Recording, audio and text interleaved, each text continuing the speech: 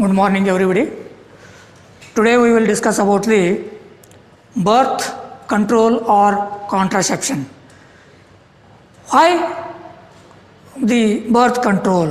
ಯಾಕೆ ಬರ್ತ್ ಕಂಟ್ರೋಲ್ ಮಾಡಬೇಕು? ನಿಮಗೆ ಆಲ್ರೆಡಿ ನಾನು ಹೇಳಿದ್ದೀನಿ ಪಾಪ್ಯುಲೇಷನ್ ಎಕ್ಸ್ಪ್ಲೋಷನ್ ಅಂತೇಳಿ.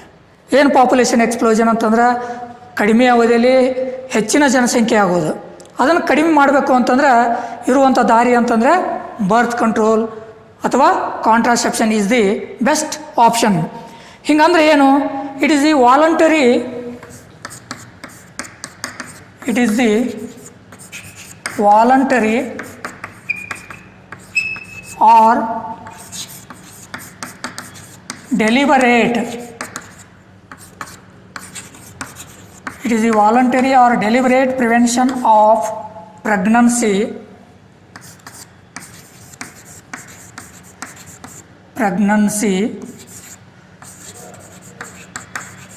during or after sexual activity. ಅಂದರೆ ಏನ್ರಿ ಬರ್ತ್ ಕಂಟ್ರೋಲ್ ಅಂತಂದರೆ ಇಟ್ ಈಸ್ ದಿ ವಾಲಂಟರಿ, ತಮ್ಮ ಸ್ವ ಇಚ್ಛೆಯಿಂದ ಇರ್ಬೋದು ಅಥವಾ ಕೆಲವೊಂದು ಅನಿವಾರ್ಯ ಕಾರಣಗಳಿದ್ದಾಗ ಪ್ರೆಗ್ನೆನ್ಸಿ ಆಗೋದನ್ನು ತಡೆಯುವಂಥ ಒಂದು ವಿಧಾನ. During or after sexual activity. Some of the methods used to prevent the fusion of male and female gametes. They are some of the devices which are used. They are the contraceptives. Contraceptive ಅಂತಂದರೆ ಏನ್ರಿ? The devices, ಸಾಧನಗಳು. The devices that are used or using, the devices that are using for avoiding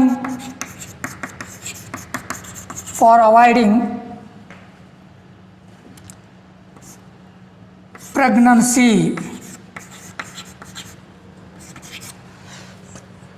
The devices that are using for avoiding pregnancy are called contraceptives. It means the tools which are used to prevent the fusion of male and female gametes. ಕೆಲವೊಂದು ಸಾಧನಗಳನ್ನು ಬಳಸಿ ಗಂಡು ಲಿಂಗಾಣು ಹೆಣ್ಣು ಲಿಂಗಾಣು ಸಂಯೋಗ ಹೊಂದುವುದನ್ನು ತಡೆಯುವಂಥ ಸಾಧನಗಳಿಗೆ ನಾವು ಏನಂತೀವಿ? Contraceptives ಅಂತ ಕರಿತೀವಿ. ಅಂದರೆ ಒಟ್ಟಿನಲ್ಲಿ ಬರ್ತ್ ಕಂಟ್ರೋಲ್ ಮಾಡಬೇಕು ಅಂತಂದರೆ the purpose of contraception is to prevent increase of the population or to prevent the population explosion. Now, people can regulate the number and also spacing of their children between successive births are called family planning. ಇದಕ್ಕೆ ನಾವು family planning ಅಂತ ಕರಿಬೋದು. ಅಂದರೆ ಮನುಷ್ಯ ತನಗೆ ಬೇಕಂದಾಗ ಮಕ್ಕಳನ್ನು ಪಡಿಲಿಕ್ಕೆ ಸಾಧ್ಯದ, ಬೇಡ ಅಂತ ಅನಿಸಿದ್ರೆ ಕೆಲವೊಂದಷ್ಟು ಅವಧಿಯವರೆಗೆ ಏನು ಮಾಡ್ಬೋದು ರೀ, ಮಕ್ಕಳಾಗೋದನ್ನು ತಡೆಯಲೂಬಹುದು. ಅದಕ್ಕೆ ನಾವೇನು ಹೇಳ್ತೀವಿ? ಪ್ರಿವೆಂಟ್ಸ್ ಕ್ಯಾನ್ ರೆಗ್ಯುಲೇಟ್, ನಿಯಂತ್ರಿಸಬಹುದು ಅಂತ. Prevents people can regulate the number and spacing of their children between successive berths by using effective methods of contraception. Hence family planning methods are also called spacing methods ಅಂತ. Family planning, ಕುಟುಂಬ ಯೋಜನೆ ಅಂತ. Family planning methods are also called as spacing methods. ಯಾಕೆ ಇವನು spacing method ಅಂತ ಕರಿತೀವಿ ಅಂದರೆ ನಮಗೆ ಒಂದು 2-3 ವರ್ಷ ಮಕ್ಕಳು ಬೇಡ ಅನಿಸಿದ್ರೆ ಟೆಂಪ್ರರಿಯಾಗಿ 2-3 ವರ್ಷ ಮಕ್ಕಳು ಆಗೋದನ್ನು ತಡೆಯುವಂಥ ವಿಧಾನ. ಈ 2-3 ವರ್ಷ ಮಕ್ಕಳು ಆಗೋದನ್ನು ತಡೆಯೋದಕ್ಕೆ ಸ್ಪೇಸಿಂಗ್ ಮೆಥಡ್ ಅಂತ ನಾವು ಹೇಳ್ತೀವಿ. ಇನ್ನು ಈ ರೀತಿ ನಾವು ಸ್ಪೇಸಿಂಗ್ ಮೆಥಡ್ ಫಾಲೋ ಮಾಡಬೇಕಾದ್ರೆ ಏನೇನು ಮಾಡಬೇಕು? What are the futures of an ideal contraceptives? This is most important. Features, important features of an ideal contraceptives are birth control ಅಂತ ಹೇಳ್ಬೋದು ನಾವು. ಏನೇನು ಫೀಚರ್ಸ್ ಇರಬೇಕು ಬರ್ತ್ ಕಂಟ್ರೋಲ್ ಮಾಡಬೇಕಾದ್ರೆ, ಏನೇನು ಫೀಚರ್ಸ್ ಅಥವಾ ಕ್ಯಾರೆಕ್ಟರ್ಸ್ ನಾವು ಫಾಲೋ ಮಾಡಬೇಕು. The contraceptives are the devices, ಸಾಧನಗಳು. ಈ ಸಾಧನಗಳಲ್ಲಿ ಏನೇನು ಗುಣಲಕ್ಷಣಗಳಿರಬೇಕು? ಒಂದು, user friendly. It means these do not harm to the body of the person or the partner. Next, easily available.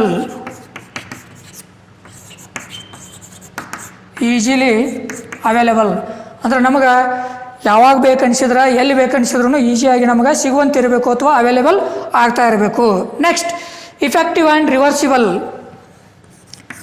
ನಾವು ಯೂಸ್ ಮಾಡುವಂಥ ಡಿವೈಸಸ್ ಅಥವಾ ಸಾಧನಗಳು ಇಫೆಕ್ಟಿವ್ ಆಗಿರಬೇಕು. Effective and also reversible. These can be reversed. These must be effective and also reversible with no or less side effects. With no or less side effects. ಅಂದರೆ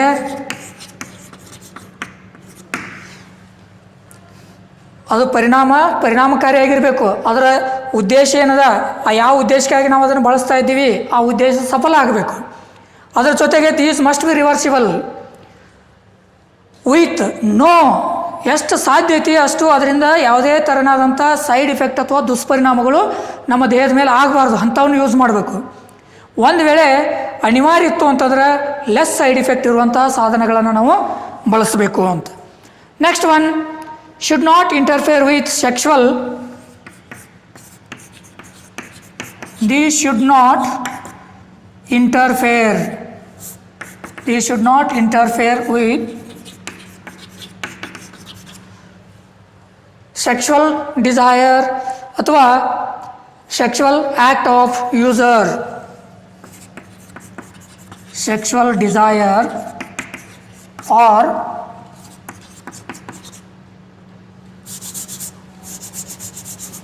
sexual act of user. ನಾವು ಯಾವ ಸಾಧನಗಳನ್ನು ಬಳಸ್ತೀವಿ ಅವು ಲೈಂಗಿಕತೆಗೆ ಅಥವಾ ಲೈಂಗಿಕ ಕ್ರಿಯೆಯಲ್ಲಿ ಯಾವುದೇ ತೊಂದರೆ ಕೊಡಬಾರ್ದು, ಇಬ್ಬರಿಗೂ ಪಾರ್ಟ್ನರ್ಗೆ ಯಾವುದೇ ತೊಂದರೆಯನ್ನು ಕೊಡ್ತಿರಬಾರ್ದು. ಅದರ ಜೊತೆಗೆ ಅದರಿಂದ ದುಷ್ಪರಿಣಾಮಗಳು ಕೂಡ ಇರಬಾರ್ದು.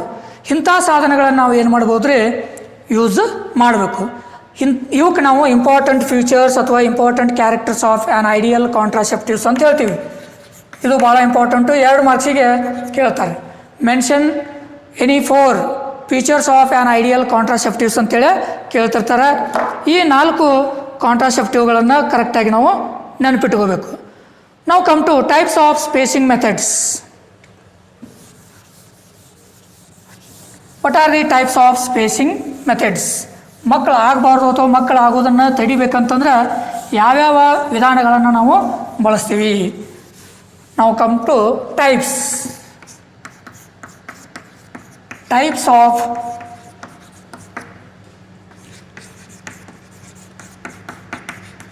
ಕಾಂಟ್ರಾಸೆಪ್ಟಿವ್ಸ್. ಅಲ್ಲ, ಇದು ಬೇಡ, ಟೈಪ್ಸ್ ಆಫ್ ಸ್ಪೇಸಿಂಗ್ ಮೆಥಡ್ಸ್ ಅಂತ. Types of spacing methods. ಮಕ್ಕಳು ಆಗಬಾರ್ದು ಅಂತಂದರೆ ಅಥವಾ ಕೆಲವು ಅವಧಿಯವರೆಗೆ, ಕೆಲವು ದಿನಗಳವರೆಗೆ, ಕೆಲವು ವರ್ಷಗಳವರೆಗೆ ಮಕ್ಕಳು ಆಗೋದನ್ನು ತಡಿಬೇಕು ಅಂತಂದರೆ ಯಾವ್ಯಾವ ವಿಧಾನದ ಸ್ಪೇಸಿಂಗ್ ಮೆಥಡ್ಗಳನ್ನು ಅಥವಾ ಕಾಂಟ್ರಾಸೆಪ್ಷನನ್ನು ಅಥವಾ ಬರ್ತ್ ಕಂಟ್ರೋಲ್ ಮೆಥಡ್ಗಳನ್ನು ನಾವು ಮಾಡಬಹುದು. ಅಥವಾ ಬರ್ತ್ ಕಂಟ್ರೋಲ್ ಅಥವಾ contraception.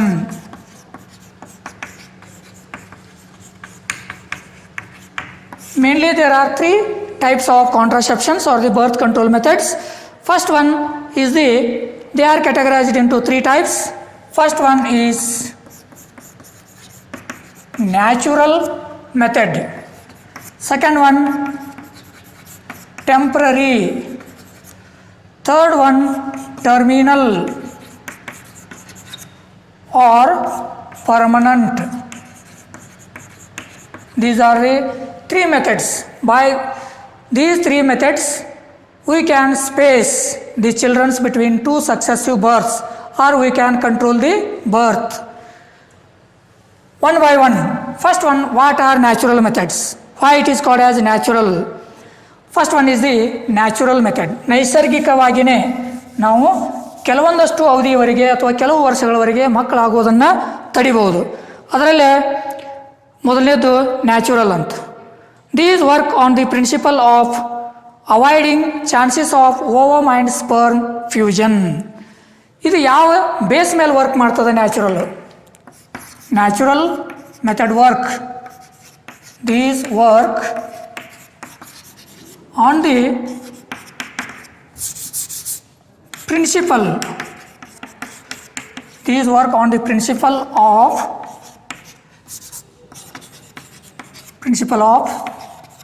chances of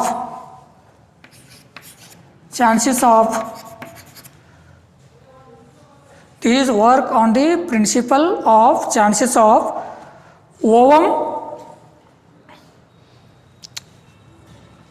chances of avoiding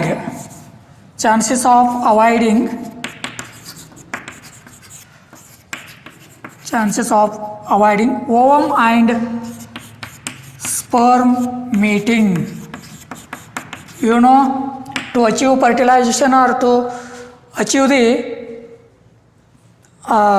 conception, there must be a fusion of ovum and sperm. Fertilization ಆಗಬೇಕಂತಂದ್ರೆ ಓವಮ್ ಮತ್ತು ಸ್ಪರ್ಮ್ ಎರಡು ಮೀಟ್ ಆಗಬೇಕು, ಎರಡು ಯುನೈಟ್ ಆಗಬೇಕು, then only fertilization happens. But these natural methods ಯಾವ ಬೇಸ್ ಮೇಲೆ work ಮಾಡ್ತಾವೆ ಅಂತಂದ್ರೆ, these work on the principle of chances of avoiding means preventing the ovum and sperm meeting. Sperm ಮತ್ತು ಓವಮ್ ಮೀಟ್ ಆಗೋದನ್ನು ತಡಿತಾವೆ by method called natural. One is periodic abstinence. ಇದರೊಳಗೆ ಯಾವ್ಯಾವ ವಿಧಾನಗಳಿಂದ ನೈಸರ್ಗಿಕವಾಗಿ ಗಂಡು ಲಿಂಗಾಣು ಹೆಣ್ಣು ಲಿಂಗಾಣು ಸಂಯೋಗ ಹೊಂದುವುದನ್ನು ನಾವು ತಡಿಬೋದು. ಒಂದು ಪಿರಿಯಾಡಿಕ್ ಅಬ್ಸ್ಟಿನೆನ್ಸ್.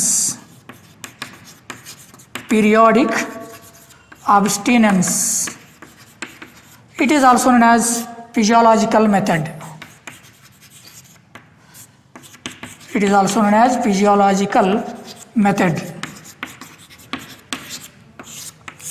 ಈ ಒಂದು ವಿಧಾನದಿಂದ ನಾವು ಸ್ಪರ್ಮ್ ಮತ್ತು ಓವಮ್ ಮೀಟ್ ಆಗೋದನ್ನು ತಡಿಬೋದು. ಸ್ಪರ್ಮ್ ಮತ್ತು ಓವಮ್ ಮೀಟ್ ಆಗೋದನ್ನು ತಡೆದು ಅಂತಂದರೆ automatically we can prevent the pregnancy. In this method avoiding the sexual intercourse during unsafe period. Unsafe period ಒಳಗೆ ಅನ್ಸೇಫ್ ಪೀರಿಯಡ್ ಅಂತ ಯಾವುದಕ್ಕೆ ಅಂತೀವಿ? ಅದು ನಮಗೆ ನೆನಪಿರಬೇಕು. In this method avoiding the sexual activity or the sexual intercourse during the unsafe period. Which is that unsafe period? You know, ovulation occurs on the 14th day or the midth of the MC or the menstrual cycle. Ovulation ಆಗೋದು 14ನೇ ದಿನ. ಆ 14ನೇ ದಿನ ಅಂತಂದರೆ ಇದು risk period ಅಂತ ಕರಿತೀವಿ ನಾವು. Because there is a chance of release of egg from the ovary. If sexual intercourse happens, automatically there is a chance of fertilisation. To avoid that ನಮಗೇನು ಬೇಕಾಗಿದ್ರಿ? ಸ್ಪರ್ಮ್ ಮತ್ತು ಓವಮ್ ಮೀಟ್ ಆಗೋದನ್ನು ತಡಿಬೇಕಾಗಿದೆ. ಅದಕ್ಕೆ around 11 to 17th day of MC. ಈ MC ಅನ್ನುವಂಥ ಏನು ಒಂದು ಕ್ರಿಯೆ ಇದೆ. 11ರಿಂದ 17ನೇ ದಿನದವರೆಗೆ ಈ ಒಂದು ಪೀರಿಯಡನ್ನು ನಾವೇನಂತ ಕರಿತೀವಿ? ಅನ್ಸೇಫ್ ಪೀರಿಯಡ್ ಅಂತ ಕರಿತೀವಿ. At this time or during this time sexual intercourse must be avoided. ಈ ಅವಧಿಯೊಳಗೆ 11ರಿಂದ 17ನೇ ದಿನ ಏನದ ಈ ಒಂದು ಗ್ಯಾಪ್ ಒಳಗೆ ಸೆಕ್ಷುವಲ್ ಇಂಟರ್ಕೋರ್ಸ್ ಆಗಲಿಲ್ಲ ಅಂತಂದ್ರೆ we can prevent the sperm and ovum meeting. Automatically we can prevent the pregnancy. But one drawback is there. ಇಲ್ಲಿ ಏನು ಒಂದು ಡ್ರಾಬ್ಯಾಕ್ ಅದ? ಈ ಟೈಮ್ನಲ್ಲೇ ನೈಸರ್ಗಿಕವಾಗಿ ನಾವು ಏನು ಮಾಡ್ಬೋದು ರೀ? ಫರ್ಟಿಲೈಸೇಷನ್ ಆಗೋದನ್ನು ಅಥವಾ ಪ್ರೆಗ್ನೆನ್ಸಿ ಆಗೋದನ್ನು ತಡಿಬೋದು ಈ ಒಂದು ವಿಧಾನದಿಂದ. ಆದರೆ ಇಲ್ಲೇ application of this method must application of this method needs the knowledge of M C ಬಗ್ಗೆ ನಾಲೆಜ್ ಇರಬೇಕು. ಯಾವುದು ರಿಸ್ಕ್ ಪೀರಿಯಡು, ಯಾವುದು ಅನ್ರಿಸ್ಕ್ ಪೀರಿಯಡ್ ಅನ್ನೋದು ತಿಳ್ಕೊಬೇಕು, ಅಥವಾ ಯಾವುದು ಸೇಫ್ ಪೀರಿಯಡು, ಯಾವುದು ಅನ್ಸೇಫ್ ಪೀರಿಯಡು ಅಂತ ತಿಳ್ಕೊಬೇಕು. ನಾವು ಆಲ್ರೆಡಿ ನಾವು ಎಮ್ ಸಿ ಅಂತಂದರೆ ಏನು ಅದನ್ನೆಲ್ಲ ತಿಳ್ಕೊಂಡಿದ್ವಿ. 4 ಪೇಜಸ್ ಮಾಡ್ತೀವಿ ನಾವು. 1 ರಿಂದ 5 ದಿನ ಬ್ಲೀಡಿಂಗು, ಮುಂದೆ 6 ರಿಂದ 13 ದಿನ ಅಥವಾ 13ನೇ ದಿನದವರೆಗೆ ಪ್ರೀ ಓವುಲೇಟರಿ ಫೇಸು, 14ನೇ ದಿನ ಓವುಲೇಟರಿ ಫೇಸು, ಇನ್ನು 15 ರಿಂದ 28 ದಿನ ತನಕ ಪೋಸ್ಟ್ ಓವುಲೇಟರಿ ಫೇಸು ಅಂತ ಕರಿತೀವಿ ನಾವು. ಇದರೊಳಗೆ ಯಾವುದು ಸೇಫ್ ಪೀರಿಯಡು, ಯಾವುದು ಅನ್ಸೇಫ್ ಪೀರಿಯಡ್ ಅಂತ ತಿಳ್ಕೊಬೇಕು ನಾವು. ಅದಕ್ಕೆ there must be a knowledge or there is a need to know the or have the knowledge of the M C. 1 ರಿಂದ 5 ದಿನ ಬ್ಲೀಡಿಂಗ್ ಇರ್ತದೆ, there is no chance of the sexual intercourse. Then 6 ರಿಂದ 13 ದಿನ pre ovulatory phase ಇರ್ತದೆ. We can say it is a safe period ಅಂತ ಹೇಳ್ಬೋದು ನಾವು, safe period ಅಂತ ಹೇಳ್ಬೋದು. ಆದರೆ there is a chance of, ಈಗ 13-14ನೇ ದಿನ ಒಂದು ವೇಳೆ ಸೆಕ್ಸುವಲ್ ಇಂಟರ್ಕೋರ್ಸ್ ಮಾಡಿದ್ರೆ there is a chance of the sperm present in the vagina, there is a chance of fertilisation. That is why ಇಲ್ಲಿ ನಾವು 11 ರಿಂದ ಈ ಅವಧಿ ಒಳಗೆ 11 ರಿಂದ 17 ದಿನದವರೆಗೆ ನಾವು ಏನು ಮಾಡ್ಬೇಕ್ರಿ, ಸೆಕ್ಸುವಲ್ ಇಂಟರ್ಕೋರ್ಸ್ ಅವಾಯ್ಡ್ ಮಾಡೋದ್ರಿಂದ ಪ್ರೆಗ್ನೆನ್ಸಿಯನ್ನು ತಡಿಬೋದು. ನೈಸರ್ಗಿಕವಾಗಿಯೇ ಯಾವುದೇ ಸಾಧನಗಳನ್ನು ಬಳಸದೆ ನೈಸರ್ಗಿಕವಾಗಿಯೇ 11 ರಿಂದ 17ನೇ ದಿನದವರೆಗೆ ಒಂದು ವೇಳೆ ಸೆಕ್ಸುವಲ್ ಇಂಟರ್ಕೋರ್ಸ್ ಮಾಡಲಿಲ್ಲ ಅಂತಂದರೆ automatically we can prevent the pregnancy. ಅಲ್ರಿ 14ನೇ ದಿನ ಓವುಲೇಷನ್ ಆಗ್ತದ, 11 ರಿಂದ 17 ದಿನವರೆಗೆ ಯಾಕೆ ನಾವು ಅನ್ಸೇಫ್ ಪೀರಿಯಡ್ ಅಂತ ಕರಿತೀವಿ ಕೇಳ್ಬೋದು ನೀವು. ಇಲ್ಲೇ ಈಗ 11ನೇ ದಿನ ಒಂದು ವೇಳೆ ಸೆಕ್ಸುವಲ್ ಆ್ಯಕ್ಟಿವಿಟಿ ಅಥವಾ 12-13ನೇ ದಿನ ಸೆಕ್ಸುವಲ್ ಆ್ಯಕ್ಟಿವಿಟಿ ಮಾಡಿದ್ರೆ ಸ್ಪರ್ಮು 3-4 ದಿನ ಜೀವಂತ ಇರುವಂಥ ಸಾಧ್ಯತೆ ಇರ್ತದೆ ಅಲ್ಲಿ. ಇನ್ನು 14ನೇ ದಿನ ಆಟೋಮೆಟಿಕಲಿ ಓವಮ್ ರಿಲೀಸ್ ಆಗ್ತದೆ, ಸ್ಪರ್ಮ್ ಆಲ್ರೆಡಿ ಅಲ್ಲಿ ಪ್ರೆಸೆಂಟ್ ಇರ್ತದೆ. ಒಂದು ವೇಳೆ ಸ್ಪರ್ಮಲ್ಲಿ ಆಲ್ರೆಡಿ ಪ್ರೆಸೆಂಟ್ ಇತ್ತು ಅಂತಂದರೆ ಎಗ್ ಅಷ್ಟೊತ್ತಿಗೆ ಎಗ್ ರಿಲೀಸ್ ಆಗ್ತದೆ. There is a chance of fusion of the sperm with the ovum. ಇನ್ನು 14 ಆಯಿತು. ಇನ್ನು 17 ದಿನ ತನಕ ಯಾಕ್ರಿ, ಈಗ 14ನೇ ದಿನ ತತ್ತಿ ಬಿಡುಗಡೆ ಆಗ್ತದೆ ಅಥವಾ ಅಂಡಾನು ಬಿಡುಗಡೆ ಆಗ್ತದೆ. ಆದರೆ ಆ ತತ್ತಿ ಎರಡು ದಿನ ಅಲ್ಲೇ ಫೆಲೋಪಿಯನ್ ಟ್ಯೂಬ್ ಒಳಗೆ ಇನ್ನೂ ಜೀವಂತ ಇರ್ತದೆ. ಇಫ್ ದಿ ಸೆಕ್ಸುವಲ್ ಇಂಟರ್ಕೋರ್ಸ್ ಆಗ ಸ್ಪರ್ಮು ಎಗ್ ಆಲ್ರೆಡಿ ಅಲ್ಲಿ ಇರ್ತದೆ. ಒಂದು ವೇಳೆ ಸ್ಪರ್ಮ್ ಅಲ್ಲಿ ಹೋಯ್ತು ಅಂತಂದ್ರೆ there is a chance of the fertilisation. That is why physiological method, by this physiological method avoid sexual intercourse during the unsafe period. But ಅದೇ ಒಂದು ಏನು ಹೇಳಿದೆ ನಾನು, application of this method needs the knowledge of MC and also the partners should have the patience, that is called abstinence. ಅವರಲ್ಲಿ patience ಅನ್ನೋದು ಇರಬೇಕು, ಅಂದರೆ ಮಾತ್ರ ಈ ಮೆಥಡ್ಡು ಇಫೆಕ್ಟಿವ್ ಆಗ್ತದೆ. ನಾವು ಕಮ್ ಟು 2ನೇ ಮೆಥಡ್. ಇದರೊಳಗೆ ಒಂದು ಪಿರಿಯಾಡಿಕ್ ಅಬ್ಸ್ಟಿನೆನ್ಸ್ ಅಥವಾ ಫಿಸಿಯಾಲಜಿಕಲ್ ಮೆಥಡ್ ಆದರೆ, 2ನೇದು coitus interruptus or coitus withdrawal or interruptus. B coitus withdrawal or ಇಂಟ್ರಪ್ಟಸ್.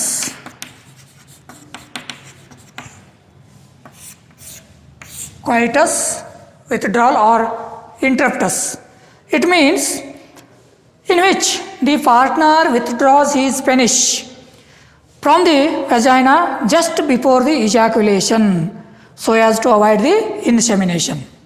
During sexual activity, the partner, it means a male partner, withdraws, it means taken out from the vagina. The penis must be taken out from the vagina just before the release of the sperm or just before the insemination or ejaculation. ಯಾಕೆ during sexual intercourse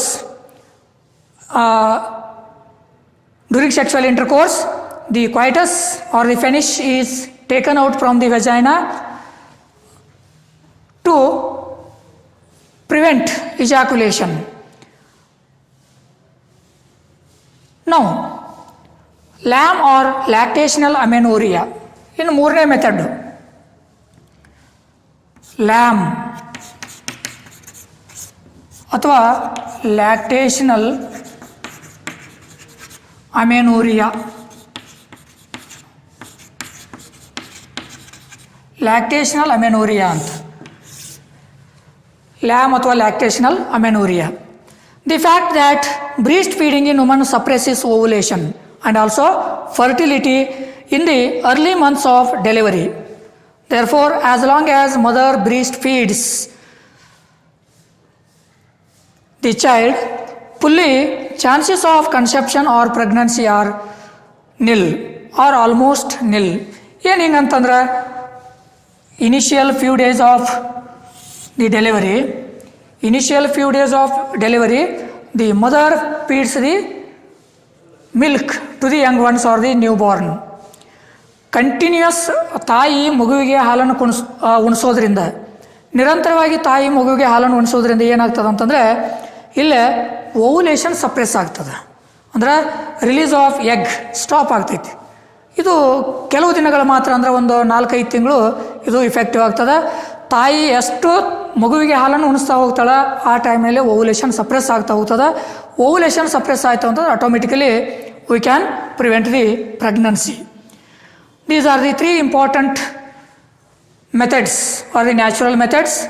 By these 3 important natural methods we can control the birth. Now come to temporary methods. In ಎರಡನೇ method temporary, name it self says temporary ಅಂತ. ಇದು ಶಾಶ್ವತ ಅಲ್ಲ. ನಮಗೆ ಎಷ್ಟು ದಿನ ಮಕ್ಕಳು ಬೇಡ ಅನ್ನಿಸ್ತದ ಅಲ್ಲಿವರೆಗೆ ಮಾತ್ರ ನಾವು ಏನು ಮಾಡ್ಬೋದು ರೀ, ಮಕ್ಕಳಾಗೋದನ್ನು ತಡಿಬೋದು. ಇದು ಟೆಂಪ್ರರಿ ಅಂತ, temporary methods. These are also known as barrier methods because these work on the principle of preventing the sperm and ovum meeting. Barrier methods. ತಡೆಗೋಡೆ ಥರ, it forming a barrier between the sperm and the ovum and avoiding the or preventing the fusion of sperm and ovum. ನಾವು ಇದು ಯಾವ ರೀತಿ ನಾವು ಇದನ್ನು ತಡಿಬೋದು? ಒಂದು, by using condom. What are condoms, how these work? ಮೊದಲನೇದು ಕಾಂಡೋಮ್ ಅಂತ. ನಮ್ಗೆ ಯಾವಾಗ ಮಕ್ಕಳು ಬೇಡ ಅನ್ನಿಸ್ತದ ಅಥವಾ ಎಷ್ಟು ದಿನ ಮಕ್ಕಳು ಬೇಡ ಅನ್ನಿಸ್ತದ, ಇಲ್ಲೇ ಕೆಲವೊಂದು ಟೆಂಪ್ರರಿ ಸಾಧನಗಳನ್ನು ಅಥವಾ ಡಿವೈಸಸ್ಗಳನ್ನು ಬಳಸೋದ್ರ ಮೂಲಕ ನಾವು ಮಕ್ಕಳಾಗೋದನ್ನು ತಡಿಬೋದು ಅಥವಾ ಮುಂದೂಡ್ಬೋದು. ಅದರಲ್ಲಿ ಕೆಲವೊಂದು ಮೆಥಡ್ಗಳನ್ನು ನಾವು ಯೂಸ್ ಮಾಡ್ತಾಯಿದ್ದೀವಿ ಅಥವಾ ಕೆಲವೊಂದು ಮೆಥಡ್ಗಳನ್ನು ನಾವು ಫಾಲೋ ಮಾಡೋದ್ರಿಂದ ಮಕ್ಕಳಾಗೋದನ್ನು ಕೆಲವೊಂದಷ್ಟು ಅವಧಿವರೆಗೆ ತಡಿಬೋದು. These devices are available to both male and females. One by one we will discuss. ಇಲ್ಲೇ ಮೊದಲನೇದಾಗಿ ಕಾಂಡೋಮ್ ಅಂತ. What is condom? Condom is a rubber device. Condom is a thin rubber device or the condom is a thin rubber device that are used to cover the finish. These thin rubber devices that are used to cover the finish in male before the coitus. Before sexual activity or the before sexual intercourse, these thin rubber devices are rolled over the penis. These cover the penis, completely cover the penis. During sexual activity or during sexual intercourse, the sperms are collected at the tip of the rubber device or at the tip of the condom, and also preventing the sperms from entering into the vagina. Automatically, when it is not enters into the vagina, there is no chance of meeting of the sperm with the egg, because all the sperms are collected at the tip of the condom. A common and popular brand is a Nirod. ಹೆಸರು ಕೇಳಿರಬೇಕು. ಇದು ಒಂದು popular brand, ಕಾಂಡೋಮಿಗೆ ಒಂದು popular brand ಇದು. Now this is usually used by the male. Now use of condoms offers high level of protection against contacting AIDS and also some of the STDs. ಈ ನಿರೋಧನ ಬಳಸೋದ್ರಿಂದ not only we prevent the pregnancy, ಕೇವಲ ಪ್ರೆಗ್ನೆನ್ಸಿಯನ್ನು ತಡೆಯೋದು ಅಷ್ಟೇ ಅಲ್ಲ, ಈ condom ಬಳಸೋದ್ರಿಂದ along with preventing pregnancy these also offers the protection, high level of protection against contacting STDs or and also AIDS ಅಂದರೆ ಸೆಕ್ಸುವಲಿ ಟ್ರಾನ್ಸ್ಮಿಟೆಡ್ ಡಿಸೀಸಸ್ ಮತ್ತು ಏಡ್ಸ್ನಂಥ ಮಾರಕ ಕಾಯಿಲೆಗಳಿಂದ ಅಥವಾ ಲೈಂಗಿಕ ರೋಗಗಳಿಂದ ರಕ್ಷಣೆಯನ್ನು ಕೊಡ್ತದೆ ಇದು. ನೆಕ್ಸ್ಟ್ ಒನ್, ಎರಡನೇ device cervical caps. Cervical caps, these are also known as diaphragms.